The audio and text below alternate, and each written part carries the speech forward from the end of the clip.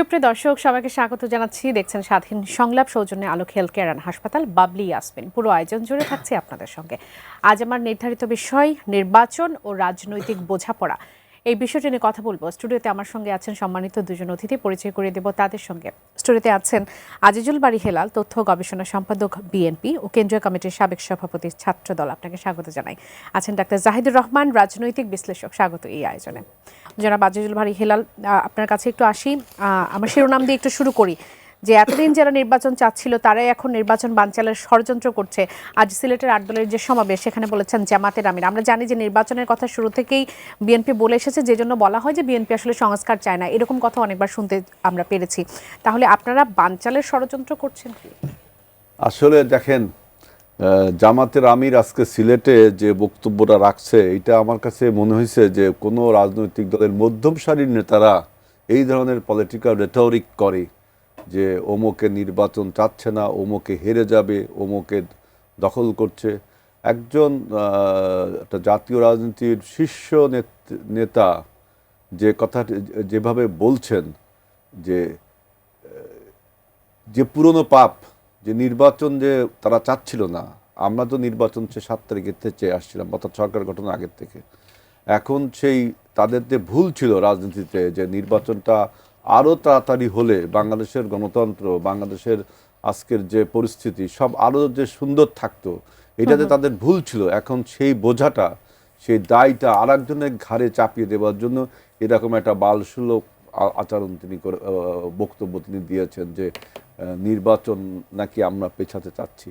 আজ পর্যন্ত বিএনপির কোনো নেতার, একদম তৃণমূল থেকে শেষ পর্যন্ত যে নেতাটি আছে, কোনো একটা বক্তব্য কি আপনার প্রমাণ হয়েছে বিএনপি চায় একটা কম্পিটিটিভ নির্বাচন এবং দ্রুত নির্বাচন?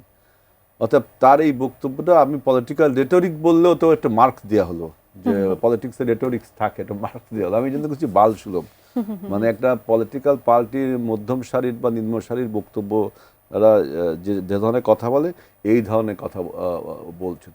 বাংলাদেশে এখন আমরা বিএনপি বারবার বলছি যে 1 সেকেন্ডের জন্য যদি নির্বাচন পিছিয়ে যায়, যে আজকে দেখলাম নির্বাচন কমিশন এখনও তফসিল ঘোষণার বিষয়টি কিন্তু পরিষ্কার করলেন না। এটাও কিন্তু আমরা তীব্র প্রতিবাদ, এবং আমি নিজেও ব্যক্তিগতভাবে মনে করি যে এটা কিন্তু নির্বাচনকে আবারও আনসার্টেনিটির দিকে নিয়ে যাওয়ার একটা কোনো পায়তারা আছে কিনা।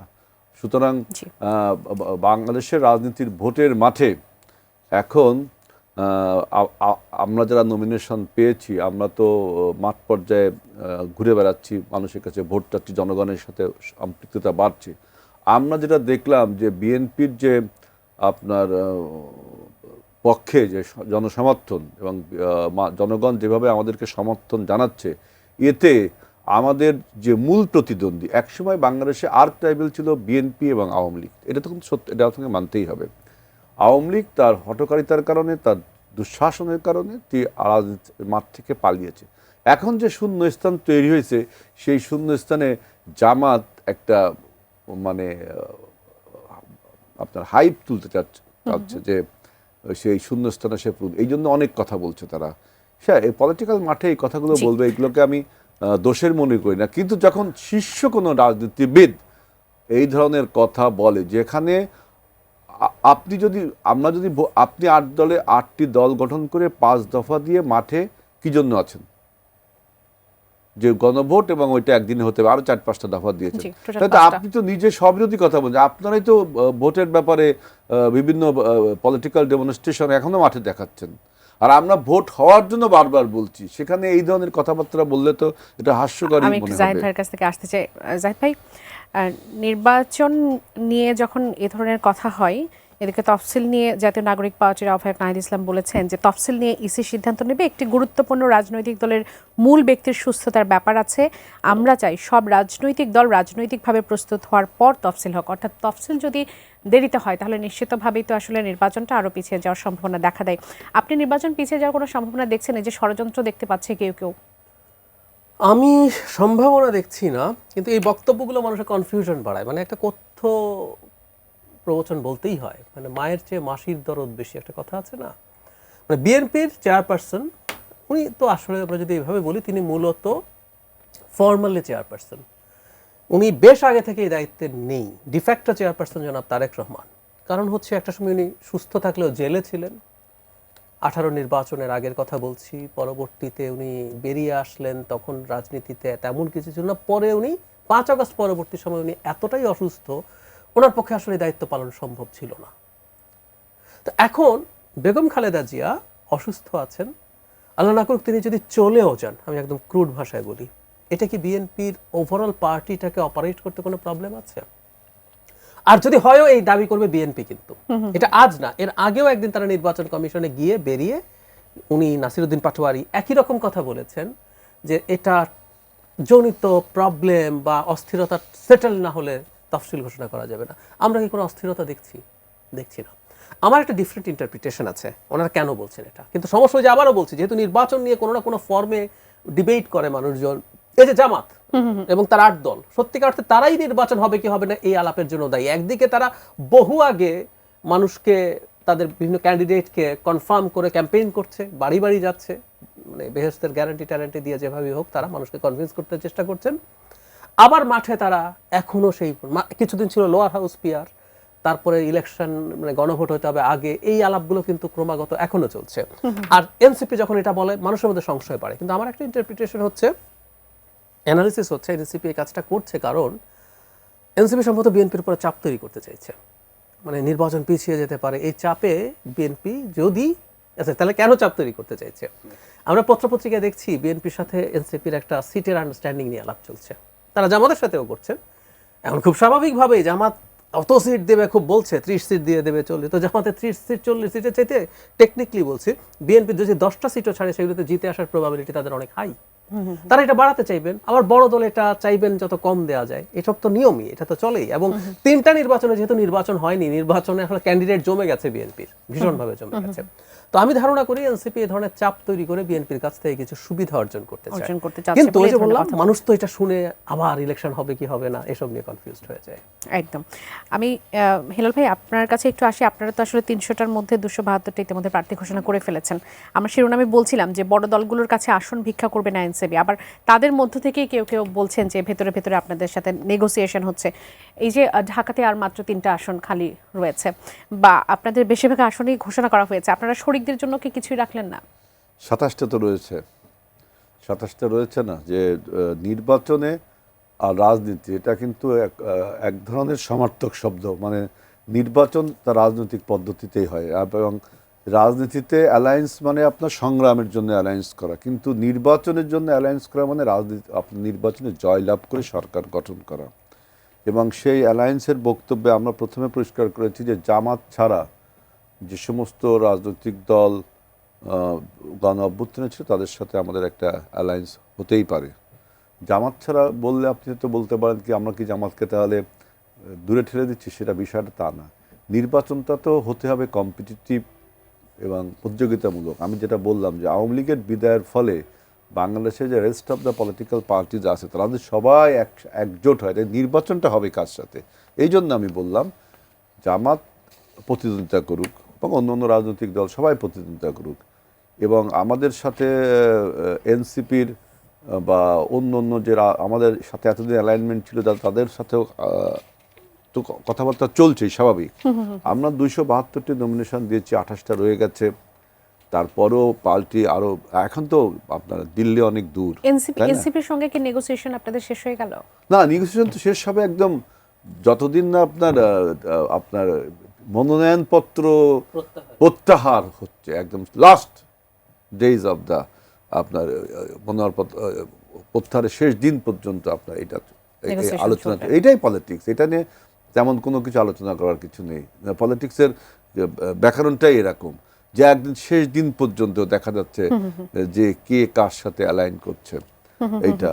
আর জামাত যারা চিন্তা করছে তারা এখন ওই যে জাহিদ ভাই বলল বেহেশতের টিকিট, আজকে আমি দেখলাম যে একটা কথা বলছে যে কোরআনের সূর্য উদিত হয়েছে। আমি এটা খুব সম্ভব আমি প্রথম আলো অথবা মানব জমিনে পড়লাম, আমি কোনো একটা পত্রিকা লিখছে কোরআনের সূর্য নাকি এই নির্বাচনের মাধ্যমে উদিত হবে। তা আমি প্রশ্ন রাখতে চাই জামাতের কাছে, 610 সালে যে কোরআন নাজিল হয়েছিল সেদিন কি সূর্য উঠেছিল না কোরআনের? ওটা কি অস্বীকার করছে? 610 সালে প্রথম জেবালে নূরে আল্লাহর ওহী নাজিল হয়েছিল এবং 633 সাল পর্যন্ত এটা চালু ছিল। মানে তাহলে ওই সময় কি কোরআনের সূর্য উদিত হয়নি? এখন বাংলাদেশের নির্বাচনের পরে কোরআনের সূর্য উদিত হবে? এই ধরনের কোরআনকে নিয়ে অপব্যাখ্যা, মানে এই অপব্যাখ্যা না, মানে ভুল তথ্য দেয়া। তারপর আরেকটা লিখলাম যে এখন থেকে আল্লাহর শাসন যায়, আল্লাহর হুকুমে দেশ চলবে। আমি তো মনে করি সৃষ্টির শুরু থেকে কিয়ামত পর্যন্ত পৃথিবী আল্লাহর হুকুমে চলছে, এখনো চলছে। কেউ মানে কেউ মানে না, সেটা ডিফারেন্ট, কিন্তু আল্লাহর হুকুমে চলছে। ওনারা যে বলে যে নির্বাচনের পরে আল্লাহর হুকুমে চলবে, তাহলে পৃথিবী, বাংলাদেশ তো দূরের কথা, পৃথিবী কি এতদিন আল্লাহর হুকুমের বাইরে ছিল? এটা কোন ধরনের কথা? আমি ইসলামিক পণ্ডিতদের কাছে এই আহ্বানটা জানাতে চাই যে 610 সালে কি কোরআনের সূর্য ওঠে নাই? জেবেলে নূরে জিব্রাইল আলাইহিস সালাম যে কোরআনের বাণী নিয়ে এসেছেন রাসূল সাল্লাল্লাহু আলাইহি ওয়াসাল্লামের কাছে, সেদিন কি সূর্য ওঠে নাই? আর আল্লাহর হুকুমে কি কিয়ামত, সৃষ্টির শুরু থেকে যেদিন আদম আলাইহিস সালাম পৃথিবীতে পা রেখেছেন সেদিন থেকে কি আল্লাহর হুকুমে পৃথিবী চলছে না? বাংলাদেশ তো দূরের কথা। এই ধরনের আপনার মেঠো কথাবার্তা বলে ইসলামের মতো মহান ধর্মকে আন্ডারমাইন করা হয়। জি, আমি জাহিদ ভাই আমি এই মনে করি, বিষয়টা দেখেন, নিয়ে আমি একটু মনে করি জানতে ইসলাম একটা চাচ্ছিলাম। প্রতিষ্ঠিত ধর্ম। ইসলাম সারা বিশ্বে একটা প্রতিষ্ঠিত ধর্ম। একে নতুন করে প্রতিষ্ঠা করা মানে কিন্তু ফ্যাসাদ তৈরি করা। যেটি বলছিলাম এটা মহান ধর্ম, জি, এটা একটা। ধন্যবাদ ভাই। জাহিদ ভাই, সাধারণ মানুষ তো স্বাভাবিকভাবে, বাংলাদেশের সাধারণ মানুষ অনেক ধর্মভীরু। ধর্মকে তারা যেভাবে ধারণ করে, ভয় করে বা মেনে চলার চেষ্টা করে, সেটা সত্যি অন্যরকম একটা ব্যাপার। রাজনৈতিক প্রচারণায় যখন আসলে এ ধরনের কথা বলা হয়, জান্নাতের টিকিট বিক্রি করা হয়, তাদেরকে নিশ্চিতভাবে জামাতে ভোট দিলে তারা আসলে জান্নাতে যেতে পারবে, না দিলে তাদের জন্য স্বাভাবিকভাবে যদি জান্নাতে টিকিট না পায় তাহলে তো জাহান্নামেই যেতে হবে, এরকম একটা বিষয় আছে। যে কারোর জন্য সূর্য দাঁড়িয়ে থাকে, কারোর জন্য কেউ বলেন যে আল্লাহ তাআলা নির্ধারণ করে রেখেছেন তাদের বিজয়।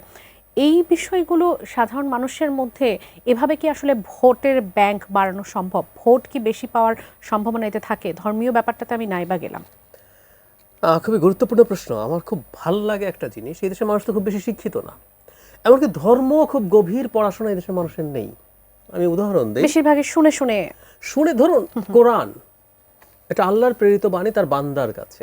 বান্দাদের কিন্তু এটা পড়ে বোঝার কথা, কারণ আমরা আরবিতে অনেকে পড়ি না। এখন প্রচুর অনুবাদ পাওয়া যায়, আপনি অনেক শিক্ষিত মানুষ পাবেন যারা অনুবাদটা বাংলা অথবা ইংরেজিতে পড়েছেন। তার মানে আল্লাহ তার বান্দাকে কি বলতে চেয়েছেন সেটা জানেন না। আর যারা পড়তে পারেন না তাদের কথা তো কথাই নেই। তারা আরবি কোরআন রিসাইট করতে জানেন, তাকে সম্মান করে পাঠ করেন, এটা পুণ্য হয় তারা মনে করেন, করছেন এই কারণেই করছেন। কিন্তু খুব ইন্টারেস্টিংলি এই ধরনের কথা কিন্তু এরা আগেও বলতো, জামাতের কথা বলছি, তারা সাকসেসফুল হয় নাই। এই দলটার প্রচুর টাকা আছে, তাদের প্রতিষ্ঠান আছে, প্রচুর অর্থনীতি আছে, তারা ইসলামকে ব্যবহার করে। আমি ব্যবহার করে কথাটা বলছি কারণ আপনি খেয়াল করবেন এখনো কেউ বলছে আমরা এখানে আল্লাহর আইন করবো ইত্যাদি ইত্যাদি। টপ লেভেল কি ঘোষণা করছে? ওনারা কিন্তু ঘোষণা করা উচিত যে ওনারা যদি ক্ষমতায় আসে ওনারা ইসলামী শরিয়া কায়েম করবেন কিনা। তারা ইসলামী শরিয়াও কায়েম করবেন, তারা গণতন্ত্র কায়েম করবেন না, টপ আবার এটা বলছেন না। খুব মজার ব্যাপার, তাদের নায়েবে আমিরকে কিছুদিন আগে ভারতের শ্রীরাধা দত্ত, আমরা অনেকে চিনি, বাংলাদেশ সম্পর্কে প্রচুর লেখেন, বলেন, উনি ক্লিয়ারলি বলেছেন, উনি তাহেরকে জিজ্ঞেস করেছেন, জনাব তাহের বলছেন যে আমরা শরিয়া কায়েম করবো তো বলি না, উনি অস্বীকার করছেন। এইগুলো হচ্ছে প্রবলেম, মানুষ না এটা ধরে ফেলেছে। এজন্যই ভাই তারা অফিসিয়ালি বলছে না, কিন্তু যারা তখন টক শোতে এসে কথা বলছে, যখন জনগণের কাছে ভোটের জন্য যাচ্ছে, তখন তো তারা শরিয়া আইনের কথা লাভ বলছে। হবে না, আমি এটাই বলছি। আচ্ছা, ঢাকা ইউনিভার্সিটিতে আমি এটা নিয়ে একটা লেখা লিখেছি বলে আমি ওদের ছাত্র শিবিরের যে প্যানেল, তারা তো নাম দেন নাই, তারা অন্য একটা নামে পার্টিসিপেট করেছেন, তাদের যে ইশতেহার 36 দফা আমি পড়ে দেখেছি, কোথাও ইসলামের কথা নাই, আচ্ছা, কল্যাণের কথা বলছেন। মজার ব্যাপার, আমি যে কথাটা বলতে যাচ্ছিলাম, জামাত 96 সালে একা নির্বাচন করেছিল, সেই নির্বাচনে তারা 3টা সিট পেয়েছে। এবার কিছুটা বেশি পেতেও পারে, কিন্তু সেটা কত হবে আসলে? তাহলে আমি যে কথাটা বলছিলাম, এই দেশের মানুষ তার না উইজডমের, ইসলামের উইজডমে তার মধ্যে ভালোভাবেই আছে। এই যে এটা করলে বেহেশতে যাওয়া যাবে, একজন নমিনেটেড প্রার্থী বলছেন জামাতকে ভোট দিলে 18 কোটি মানুষের নামাজের সওয়াব পাবেন আপনি। উনি প্রার্থী, নমিনেটেড প্রার্থী। তো এইগুলো বলেও দিনের শেষে আসলে পারা যায় না। এই জন্য দেখবেন ইলেকশনে যাওয়া নিয়ে নানান রকম কনফিউশন করার চেষ্টা করছেন। আমি ওনাদেরই একজন নেতার ভাষা ব্যবহার করে হাঙ্কি পাঙ্কি করছেন, এটা আমার ভাষা না, কিন্তু ওনাদের খুব বড় একজন নেতা এই ভাষা ব্যবহার আরো করেছেন। একটি পরিবর্তনও কিন্তু আমরা জামাতের মধ্যে দেখতে পেয়েছি। এইবার প্রথমবারের মতো একটা হিন্দু ধর্মাবলম্বী প্রার্থী হিসেবে ঘোষণা করেছে তারা। এটা নিয়ে নানা ধরনের প্রশ্নও আসছে যে এটা কি শুধু রাজনৈতিক স্ট্র্যাটেজি, ভোট পাওয়ার একটা কৌশল, নাকি জামাতের রাজনীতিতে কোনো পরিবর্তন আসছে? স্ট্র্যাটেজি বলে সম্মান বানানো হয়, এটা একটা ধরনের স্টান্ট বাজি, এটা লাভ হবে বলে মনে হয়। যেমন কিন্তু একটা ডেঞ্জারাস পথে হাঁটতে শুরু করেছে। কেন? ধরুন আপনি একজন এমপি জন্য একজন অমুসলিম প্রার্থীকে জায়গা দিয়েছেন, অথচ আপনার গঠনতন্ত্র, দর্শকদেরকে আমি আহ্বান জানাচ্ছি, অনলাইনে পাওয়া যায়, আমি পড়েছি বলে বলছি, জামাতের একজন কেন্দ্রীয় সদস্য অন্য ধর্মের হলেও হবে না, মুসলমান হলেও হবে না, শুধু মুসলমানের আবার পারফর্মিং, উনি ইসলামের প্রতিটা ফরজ সহ খুব গুরুত্বপূর্ণ যত নিয়ম আছে পালন করবেন, নিষিদ্ধ যেসব জিনিস আছে ইসলামের সেগুলো থেকে দূরে থাকবেন। তার মানে একজন সাচ্চা মুসলমান হতে হবে জামাতের সদস্য হওয়ার জন্য, রুকন। সেইখানে ওনারা তাদের এই ধরনের মানুষ ওখানে ছিল বাদ দিয়ে একজন অমুসলিম প্রার্থীকে দিচ্ছেন। জামাতের লক্ষ্য কি? যে কেউ লক্ষ্য পড়ে দেখতে পারেন। তো তা যদি হয়ে থাকে, এগুলো স্টান্টবাজি। এতে বিপদ কি হচ্ছে আমি বলি, ওনারা মনে করছেন এগুলোর মাধ্যমে তারা অনেককে দেখাতে পারবেন যে আমরা আসলে ঠিক ইসলামী শরিয়া ভিত্তিক কিছু হব না। কিন্তু জামাতের কোর সাপোর্টার যারা ছিল তারা কারা? তারা জামাতকে রিলাই করেছিল ও আসলে ইসলাম কায়েম করতে যাচ্ছে, ও ইসলামের নিয়ম পালন করতে যাচ্ছে। কিন্তু এগুলো করার মাধ্যমে ওই কোর সাপোর্টারের অনেকে কিন্তু সরে যাবে। এটাই জন্য আমি রিস্কি গেম বলছি। আমি আরেকটা উদাহরণ দিই, খুবই ইন্টারেস্টিং। জামাতের নারী সদস্যদের কি আপনি রাস্তায় দেখবেন মাঝে মাঝে, হাই কমিশনে, এম্বাসিতে যায়, ব্রিটিশ হাই কমিশনের সাথে একটা ছবি তো আছেনি, তারা একেবারেই নেকাবও পরেন, হিজাব তো বটে, নেকাবও পরে যান। আচ্ছা, দ্যাটস ফাইন, প্রবলেম নেই। আমি জামাতের এক নেতাকে একদিন একটা শোতে প্রশ্ন করেছিলাম, ওই প্রশ্নটা জবাব দিতে পারেন নাই। আচ্ছা, ইসলামে নারীদের এভাবে নেকাব করে রাস্তা যাওয়া কি জায়েজ, অথবা হাই কমিশনে যাওয়া কি জায়েজ? আচ্ছা, যদি জায়েজ হয়, আপনি এত বছর তাদেরকে নেন নাই কেন নারীদেরকে? ওনারা তো পর্দা করছেন, সর্বোচ্চ পর্দা করছেন, এত বছর নেন নাই। এই প্রশ্নের উত্তর আপনি কি খুঁজে পান? এখন কেন নিচ্ছেন? নেন না কেন? আর যদি এটা জায়েজ না হয়, ধরে না আগে নেন নাই কারণ জায়েজ না, এখন নিচ্ছেন কেন তাহলে? ওই যে কারণটা বললাম, জামাত না এখন যেটা হয়েছে ঘটনাচক্রে বাংলাদেশের দ্বিতীয় প্রধান পার্টিতে পরিণত হয়েছে, ফলে পশ্চিম তাকে প্রশ্ন করা শুরু করেছে, তুমি নারী অধিকার নিয়ে কি করবা, তোমার নারীরা কোথায়? ওদের নাকি বিরাট 30-40% নারী সদস্যের গল্প করে, তো আছেও, তারা মানুষের বাসায় বাসায় গিয়ে নানান রকম ক্যাম্পেইন করে, কিন্তু কোনোদিন সামনে এভাবে আসেননি। এই জিনিসগুলো প্রুফ করার জন্য কয়েকজন নন মুসলিম প্রার্থী, একই কথা ঢাকা ইউনিভার্সিটিতে হয়নি? ঢাকা ইউনিভার্সিটিতে একজন চাকমা ট্রাইবের একজনকে নমিনেশন দেওয়া হয়েছে, একজন নারী, উনি এখন আবার হিজাব করছেন, কিন্তু ইলেকশনের সময় উনি হিজাব করেননি। শুধু হিজাব করেননি তা না, মানে ভিপি এবং জিএস ক্যান্ডিডেট তাকে মাঝখানে নিয়ে সংবাদ সম্মেলন করেছেন। তিনি তো একজন সম্পাদক শুধু ক্যান্ডিডেট, উনি কেন মাঝখানে বসেন? উনি মাঝখানে বসেন। সো তারা এটা পোর্ট্রে করার চেষ্টা করছে, আমরা লিবারেল হওয়ার চেষ্টা করছি। একজন দর্শক আছেন, তার প্রশ্ন নিতে চাই। দর্শক স্বাগত জানাই, কে বলছেন, কোথা থেকে বলছেন, আপনার প্রশ্নটি করবেন। আসসালামু আলাইকুম। শুনতে পাচ্ছেন নিশ্চয়ই? ওয়ালাইকুম সালাম, শুনতে পাচ্ছি আপনাকে। আমি ইকবাল বলছিলাম চট্টগ্রাম থেকে। জি, আপনার প্রশ্নটি করবেন। আমার প্রশ্ন হচ্ছে জাহেদ ভাইয়ের কাছে। জাহেদ ভাই, আমি আপনাকে অনেক আগে থেকে ফলো করি, আপনি অনেক একজন সুশীল মানুষ, যেহেতু পাশে যে লোকটি বসে আছে উনি বিএনপি গণনার মানুষ, আমি ওনার কাছ থেকে প্রশ্নটা নিচ্ছি না, আমি আপনার কাছ থেকেই নিই। যেহেতু ফেসিস্ট যে সরকার ছিল তখন আপনি অনেক টক শো করছিলেন, আপনার প্রতিবাদী ভয়েসটা আমার খুব ভালো লাগতো। বাট কালকে বঙ্গবন্ধু শেখ মুজিবুর রহমানকে একজন জামাত নেতা যখন বলে ইতর, বদমাস, খারাপ লোক, বাজে লোক, আমি শেখ হাসিনা ফেসিস্ট, তার ছেলে ফেসিস্ট, ডাজন্ট ম্যাটার, আমি এটা নিয়ে প্রশ্নই করি না। বাট আমি আপনাকে প্রশ্ন করি, আপনারা কেন প্রতিবাদ করলেন না যে জাতির জনক বঙ্গবন্ধু শেখ মুজিবুর রহমানকে সে অসভ্য বলে, ইতর বলে, পাশে যে লোকটা বসে আছে বিএনপি গণনার লোক, আমি ওকে প্রশ্নটা করতে চাই না, কারণ বঙ্গবন্ধুর 32 নম্বর ভাঙা থেকে শুরু করে বঙ্গবন্ধুর মূর্তির উপর প্রস্রাব করা থেকে শুরু করে তারা কেউ প্রতিবাদ করে নাই। বাট আপনি ছিলেন একজন সুশীল মানুষ, আমি জানি আপনি মনে মনে বিএনপি সাপোর্ট করেন, তারপর আমি সুশীল মনে করতাম আপনাকে, আপনারা কেন প্রতিবাদ করেন নাই? প্রতিবাদটা যেহেতু আপনারা যদি করতেন, এই ফ্লোরটা জামাতটা কখনো পাতো না, জামাতের এত বড় সাহস কখনোই হতো না, তারা টক শুতে আসতেও পারতো না। আপনার প্রশ্নটি পেয়েছি, জি। এরকম মিথ্যা দেখা। জি, থাকবেন আপনি আমাদের সঙ্গে। ভাইয়া ছোট করে যদি একটু বলেন। না, একটু বলি। প্রথম কথা হচ্ছে আমি মনে মনে বিএনপি সাপোর্ট করি না। আমার একটা রাজনৈতিক মতাদর্শ আছে, আমি মধ্যপন্থী রাজনীতি পছন্দ করি। আমি আমাকে নিজেকে লিবারেল ডেমোক্র্যাট হিসেবে দেখতে চাই, এবং কোনো ধর্মীয় বা অন্য কোনো আইডেন্টিটি পলিটিক্স আমি পছন্দ করি না। এটা ধর্মের নামে হোক, রেসের নামে হোক। এজন্য আমি মোদিকে পছন্দ করি না, এজন্য আমি এরদোগানকে পছন্দ করি না, আমি ট্রাম্পকে পছন্দ করি না। বাংলাদেশে যারা ধর্মের নামে রাজনীতি করে আমি তাদেরকে পছন্দ করি না, সেই জন্য হয়তো মনে হয় এটা। আর ভাই যেটা বলছেন প্রতিবাদ করেন, ভুল। ইনফ্যাক্ট আমি এটা নিয়ে ইনস্ট্যান্টলি আমার নিজস্ব একটা জায়গা আছে কথা বলার, আমি সেখানে কথা বলেছি, পোস্ট করেছি। আমি তবে একটা কথা একটু বলে রাখা ভালো, এটা আপনি একটু শুনবেন ভাই প্লিজ। শেখ মুজিবুর রহমানকে আওয়ামী লীগ আবার যা বানানোর চেষ্টা করেছে, আমি এটারও বিরুদ্ধে আছি। বাংলাদেশের মুক্তিযুদ্ধের ইতিহাসকে একমাত্র শেখ মুজিবময় করা হয়েছে, এবং করতে গিয়ে কি হয়েছে দেখেন। আচ্ছা ধরুন জিয়াকে বাদ দিল, জিয়ার ভূমিকা, জিয়ার সাথে যেহেতু পলিটিক্যাল কম্পিটিশন আছে। তাজউদ্দিনের সাথে কি শত্রুতা? শেখ মুজিবুর রহমানকে যখন জেলে নিয়ে যাওয়া হলো, পরবর্তীতে আমাদের এই যুদ্ধের সময়টার নেতৃত্ব, পলিটিক্যাল নেতৃত্ব কার হাতে ছিল? তাজউদ্দিন আহমেদের হাতে। উনি তো আওয়ামী লীগ ছিলেন, উনি আওয়ামী লীগ করতে করতে গুলি খেয়ে মারা গেলেন, সাথে অন্য 4 নেতা সৈয়দ নজরুল ইসলাম সহ বাকিরা মারা গেলেন। এনাদেরকে আপনি নাই করে দিলেন কেন? কারণ মুজিবকে একমাত্র করে ফেলতে হবে। জনাব সৈয়দ তাজ কিন্তু ধরুন আমার প্রায় দেশে, ভারতেও কিন্তু একটা রিপাবলিক ডে আছে। আমাদের তো একটা রিপাবলিক ডে হতে পারতো, যেদিন আমরা প্রক্লেমেশন অফ ইন্ডিপেন্ডেন্স ঘোষণা করলাম 10 ডিসেম্বর, অথবা যেদিন শপথ নিলাম 17 ডিসেম্বর, এপ্রিল, 10 এপ্রিল বা 17 এপ্রিল, কোনো একটা দিন তো করতে পারতাম। আমরা করি নাই তো। কিন্তু আমরা তাজউদ্দিনকে উনি রাখছেন না, কারণ শেখ মুজিব একমাত্র। That's the problem. তবে একই সাথে আমি একমত যে বাংলাদেশের মুক্তিযুদ্ধের ইতিহাসে শেখ মুজিবকে বাদ দিয়ে এটা লেখা যাবে না। এখন কেউ যদি চেষ্টা করে করতে পারে। আর এটা একটা কারণও আছে টু সাম এক্সটেন্ট, আমি মনে করি। শেখ হাসিনার সময় কিন্তু মতামতগুলো আটকে রাখা হয়েছিল, আটকে রাখার কারণে এগুলো এখন বেরিয়ে যাচ্ছে। আর কেউ যদি প্রশ্ন করে, তাকে প্রশ্নটা করতে দেয়া হোক। আমরা মনে করি এসব করে আসলে সাস্টেইন করে না। এটুকু বলে শেষ করি, ভারতের স্বাধীনতার ইতিহাসে যে মানুষগুলো সবচেয়ে গুরুত্বপূর্ণ, সেটা মহাত্মা গান্ধী হোক, আপনার জওহরলাল নেহেরু হোক, বিজেপি তো এদের কাউকে, এদের চাইতে সবচেয়ে বেশি বিজেপি কাকে সম্মান করে? বল্লভভাই প্যাটেলকে। পৃথিবীর সবচেয়ে বড় স্ট্যাচু হচ্ছে স্ট্যাচু অফ ইউনিটি, বল্লভভাই প্যাটেলের, গুজরাটে বানিয়েছে। ওই দুজনে কাউকে গ্রহণ করে না, ডিনাউন্স করে। ইভেন খুব ভয়ঙ্কর শোনাবে, নথুরাম গডসে গুলি করে গান্ধীকে হত্যা করেছেন। গডসেকে মানে দেশপ্রেমিক বলে সম্মান টম্মান করার প্রবণতা অনেক বিজেপি নেতার মধ্যে। অসংখ্য ধন্যবাদ। হিলাল ভাই, আপনার কাছে একটু আসি।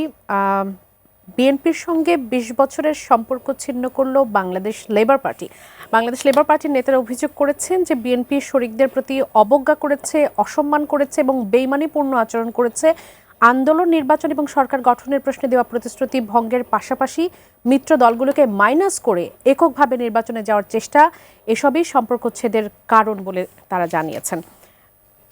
এর প্রতি উত্তরে আসলে কি বলতে চাইবেন? তাৎক্ষণিক একটা প্রতিক্রিয়া দেখাইছে আপনার লেবার পার্টি, তাৎক্ষণিক একটা প্রতিক্রিয়া, যেহেতু তারা যে সমস্ত আলোচনা বা ডিম্যান্ড হয়তো বিএনপির কাছে করেছিল, বিএনপিরা মেটালাইজ করতে পারেনি, এই জন্য তাৎক্ষণিক একটা প্রতিক্রিয়া দেখিয়েছে। বুঝছেন, দ্যাট ডাজ নট মিন যে আমাদের সাথে ঐক্য নষ্ট হয়ে গেছে। তো বলছে একটা কথা, শুধু তাদের কথা বলে নাই, বলেছেন যে মিত্র দলগুলোকে মাইনাস করে এককভাবে নির্বাচনে যাওয়ার চেষ্টা করছে বিএনপি। মিত্র দলগুলোকে মাইনাস করলে তো আমাদের 27টা সিট এখনো ফাঁকা থাকতো না। এবং আমি তো প্রথম বক্তৃতায় বললাম যে এরপরে হয়তো এইগুলোর সাথে আরও যোগ করা হতেও পারে, তাই না? এটা তো যেহেতু বললাম মনোনয়ন প্রত্যাহারের শেষ দিন পর্যন্ত সুযোগটা নিতে হবে, তাই তো? এখন বক্তব্য হলো যে আপনি ধর্মের প্রশ্ন নিয়ে আসছেন, যে ধর্মের সোল এজেন্ট কি শুধু জামাত? আমরা কি তার ধর্মহীন ব্যক্তি আমরা যারা বিএনপি করি? কিন্তু বাংলাদেশের বেশিরভাগ মানুষই তো জানে ধর্ম মানে ধর্মীয় দল মানেই জামাতে ইসলামী। এটা হলো আপনার একটা পারসেপশন, আমরা যারা টকশো করি বিশেষজ্ঞ মহলের পারসেপশন, কিন্তু সাধারণ জনগণের কাছে এই পারসেপশনটা না। আমরা সাধারণ মানুষের কাছে তো যাই। যেমন ধরেন, সাধারণ মানুষ কখনো মনে করে না যে ইসলামের একমাত্র এজেন্ট জামাত ইসলাম, যেভাবে সাধারণ মানুষ মনে করতো না যে মুক্তিযুদ্ধের একমাত্র এজেন্ট আওয়ামী লীগ। আবার এই যে আপনারা বললেন যে নমিনেশন দিয়েছে নারীদেরকে যাওয়ার ব্যাপারে, নেকাব সহ নারীরা দূতাবাসে যেতে পারবে কিনা, হিন্দুদের দেওয়া শরিয়া আইন, মনে করবেন এই যে বলছেন যে বিশ্ব তাকে প্রশ্ন করছে, জাহিদ ভাই বলছে, অর্থাৎ তাহলে তারা ইসলামকে তারা কি রিফর্ম করছে, সংস্কার করছে?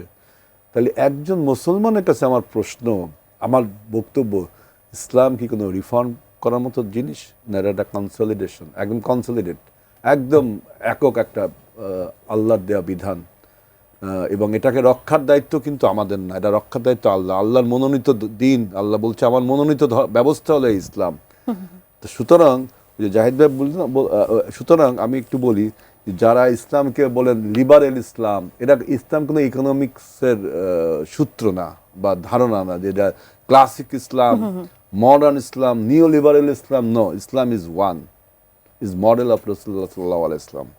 এখন এই জিনিসগুলো সাধারণ মানুষও বোঝে যে ইসলাম রিফর্ম করা যায় না। ইসলাম একটা, রাসূল ইসলাম আমাদের কোরআনে যা আছে, হাদিসে যা আছে, এইটাই হলো ইসলাম। জামাত একটা ব্যাখ্যা দেবে, আমি একটা ব্যাখ্যা দেবে, এটা কোনো, এটা ইসলাম না। সেটা কি সাধারণ মানুষের কাছে সেই এখন বক্তব্য হলো যে শরিয়া আইনের কথা বলেন। আজকে যদি জামাত ক্ষমতায় আসে, দেশে যদি শরিয়া আইন মানতে বাধ্য করে, এটা আগে জানতে হবে। ইসলামের স্কলাররা যারা ফিকা শাস্ত্রের ফকি পণ্ডিত, তারা কি বলে, অন হু উইল ওবে দ্য শরিয়া ল, যে মুসলিম, আগে আপনাকে মুসলিমরাই শরিয়া আইন মানবে। এবং আপনার ইসলামের উদ্দেশ্য একটা কমিউনিটি বিল্ড আপ করা, একটা সম্প্রদায় বিল্ড আপ করা, ইউনিভার্সাল কমিউনিটি।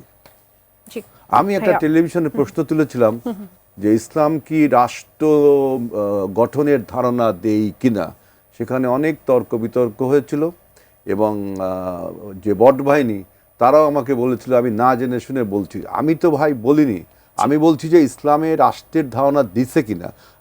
আমরা যতদূর জানি আল্লাহর কোরআন এবং রাসূলের হাদিস থেকে আমরা তো জানি ইসলাম একটা কমিউনিটি বিল্ড আপ করে, সারা ইউনিভার্সাল কমিউনিটি, যেখানে আপনার মূল একক হলো ওয়াননেস অফ গড, আল্লাহর একত্ববাদ। সুজাইদ ভাই, জি ধন্যবাদ ভাই, আমি আপনার কাছে অবশ্যই আবার আসবো। বাংলাদেশ জামায়াতে ইসলামীর আমির ডাক্তার শফিকুর রহমান বলেছেন যে ফ্যাসিবাদীরা বিদায় নিয়েছে, ফ্যাসিবাদ এখনো বিদায় নেয়নি। কেউ যদি তাদের মতো আচরণের চেষ্টা করে, আমরা পরিষ্কার করে বলতে চাই, ফ্যাসিবাদ কালো না লাল, কোনো ফ্যাসিবাদকে আর বাংলার জমিনে বরদাস্ত করা হবে না। বর্তমান পরিস্থিতিতে আপনি ফ্যাসিবাদ দেখতে পাচ্ছেন কিনা?